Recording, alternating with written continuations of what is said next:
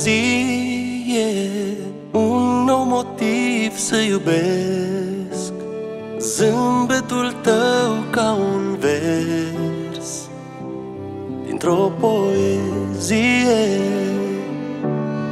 despre iubire, despre un drum neștiut, de mâna noastră țesut pentru o veșnicie.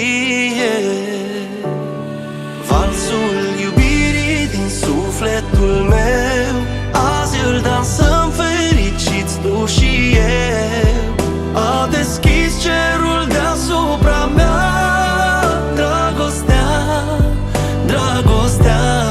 Cântecul nostru e un dulce refren, doi pasageri urcă-n al vieții tren, călători cu iubirea mereu, tu și eu, tu și eu.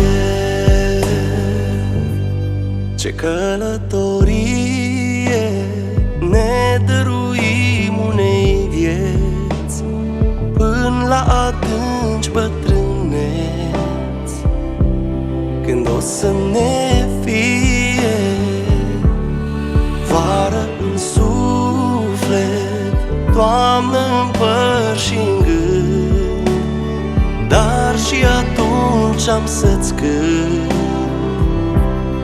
al nostru cântec. Valsul iubirii din sufletul meu, azi îl dansăm fericiți tu și eu. A deschis cerul deasupra mea, dragostea, dragostea.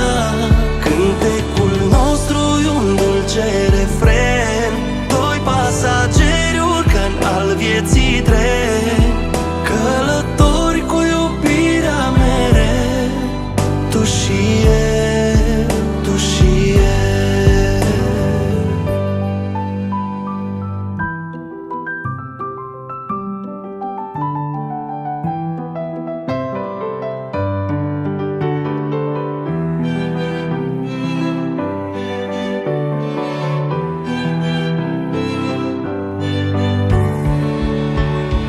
Valsul iubirii din sufletul meu, azi îl dansăm fericiți tu și eu.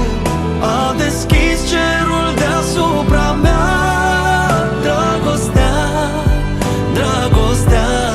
Cântecul nostru e un dulce refren, doi pasageri urcă-n al vieții tren, călători cu iubirea mereu, tu și eu, tu și eu.